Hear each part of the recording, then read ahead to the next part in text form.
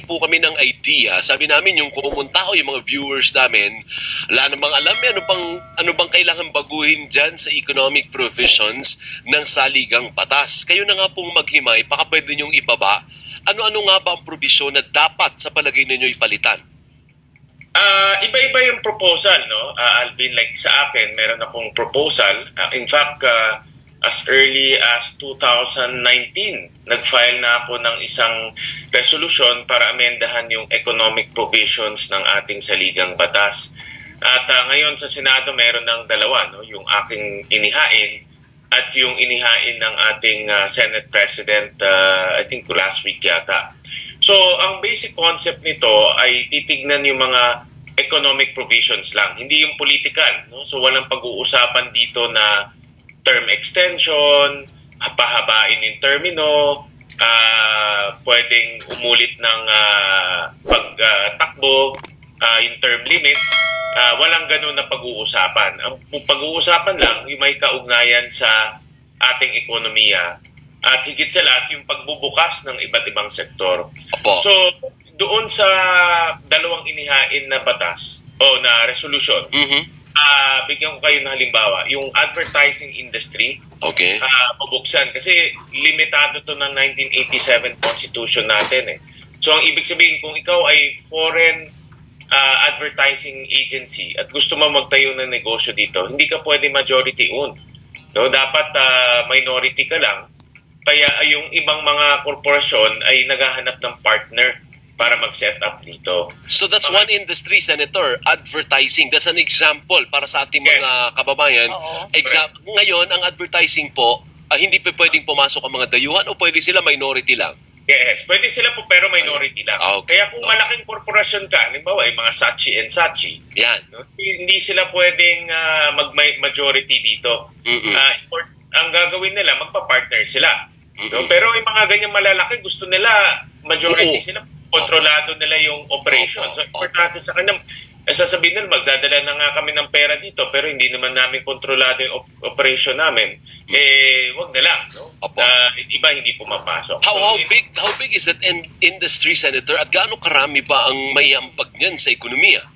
Yan ang magandang tanong. Yan ang aming itatanong sa pagbukas ng debate at pagdinig ng pag-amenda ng Constitution. Ito yung mga tanong na dapat itanong. Tama ka, no? Hindi ko hawak yung data ngayon, pero yan yung mga gusto nating tignan kung gaano ba talaga kalaki itong industriya at gaano karaming trabaho ang madadala dito. Kasi ang titignan natin una-una yung trabaho.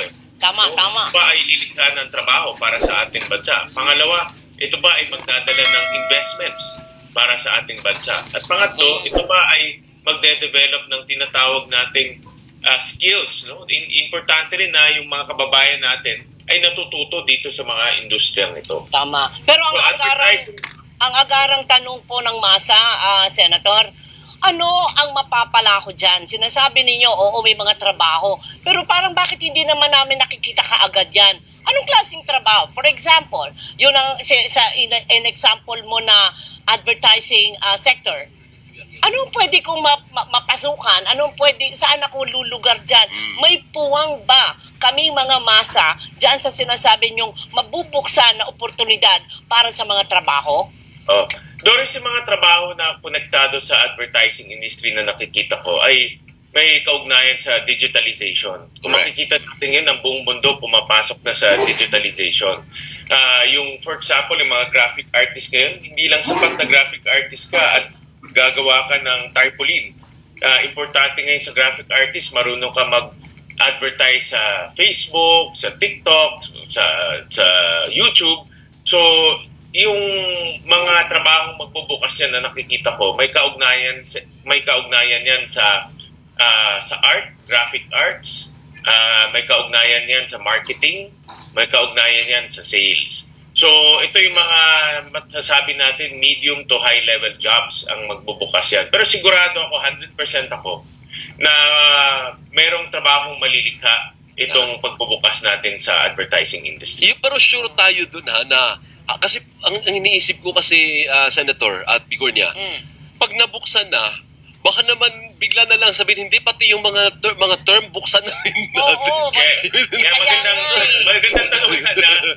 Magandang tanong yan, Alvin. Kaya dyan talaga ang naging issue sa pagitan ng Senado at ng Kongreso. Dahil yung sa Senado, talaga very specific, economic lang. Tatlo lang nga, no? Doon kay Senate President, advertising, education, public utilities. Yun akin, hindi nagdag mass media at iba pang mga industriya. Pero pag-uusapan naman yan titignan natin, kasi mayroong babalansin rin natin yan, no? Hindi naman sinabi na bubuksan lahat, bubuksan itong mga industriya. Yun na, no? So babalansin rin, titignan din yung aspeto ng national security, titignan din yung aspeto ng potential na potential issues on national security at titingnan lahat ito, no? Pero sa Senado very strict na puro industriya at sektor ng ekonomiya lang natin ang pag-uusapan. Walang term extension, walang term limits, walang ganito. Pakiano mo nga, pakilitanya mo. So, na-example mo na yung advertising. Ngayon, hindi pa pala bukas. Nabanggit mo yung mass media. So, ibig sabihin, papasukin natin dito yung mga Fox, ganon? Mga CNN, mga ABC, ganon ba ibig sabihin nun? BBC? Pwedeng pag pumayag ang Senado at ang Kongreso, dahil dalawa yan, no? Pag bubuksan yung mass media, pwede silang pumasok at mag-set up shop dito. Magtayo ng negosyo. Pero, ito nga, no, lilinawin ko lang, hindi pa naman yan tapos. Kasi hindi pa. National security issues, no? For example, alam naman natin na pwedeng bumili ang isang bansa ng, let's say, TV station dito, no? At gamitin para i-broadcast yung kanyang advocacy, no? So may mga ganyan na aspeto na titignan natin. Pero sa kabilang banda, makikita natin, Alvin at Doris, nag-iiba ng mundo. Dahil kahit nawala sila dito, pwede silang mag-broadcast ng kanilang advocacy. Propaganda, di ba? Kahit wala sila dito, kahit nasa ibang bansa sila, nagba-broadcast sila ng propaganda. At ngayon, papunta ng digital din. No, makikita natin yung in CNN Philippines nagsara dahil yung digitalization, pumapasok na lahat sa digitalization. So ito yung mga ganitong aspeto titignan natin. Hindi naman porket pinropose to ng Senado, kaagad ma-approve. Of course. Dito na pagdedebatayan. Opo, pag-uusapan pa po yan, gusto ko lang sabihin is para maalala ng ating mga kababayan na yan pala talaga ang pwede nating palitan. So advertising, mass media, education. Paano yung education? Paano yun? Yun kasi, kung ikaw ay, for example, Harvard, hindi ka makakapasok dito at magiging majority owned ka. Kailangan mag-partner ka ng local university.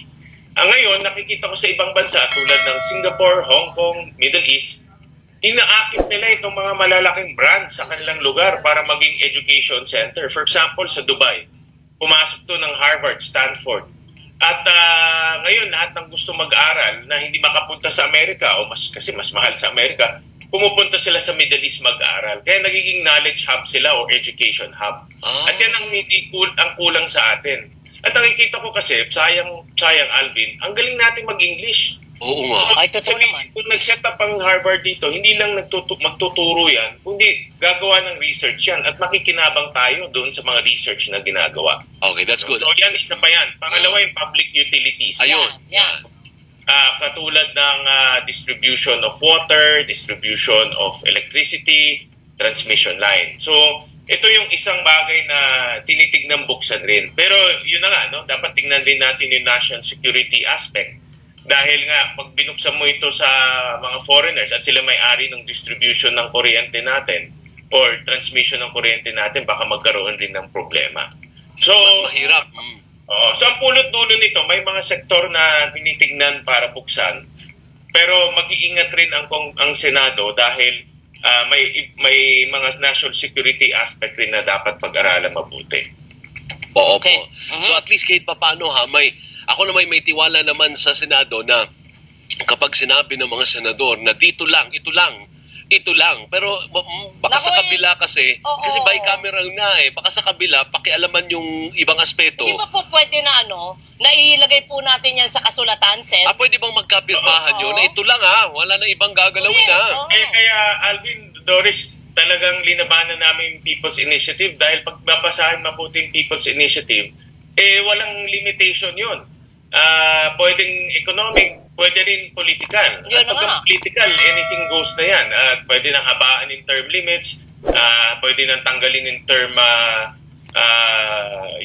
pwede maglagay ng term extension. So, kaya linabanan namin yan. Pero pag binasa natin yung resolution of both houses na i-final ng Senado, very limited yan sa economic provisions. Okay. Sige, Senator. Thank you. Maraming salamat. Sir. Medyo humupa na po yung tensyon, Senator, ano? Ay, di ba yung mga nakaraang araw, medyo mataas yung tensyon. Ngayon, medyo humupa na, ano po? Humupa na kasi nga, nag-issue na ang COMELEC pinahinto na yung pagtanggap nitong mga People's Initiative, yung mga pirma. Kaya humuhupa na yung tension. At maganda yun kasi ang importante ngayon, magtrabaho na eh. Yeah, tama yun. Tama. Thank you, Senator Sherwin. Thank you, Mag-ingat po kayo. Bye-bye. Thank you. Thanks. Senator Sherwin Win.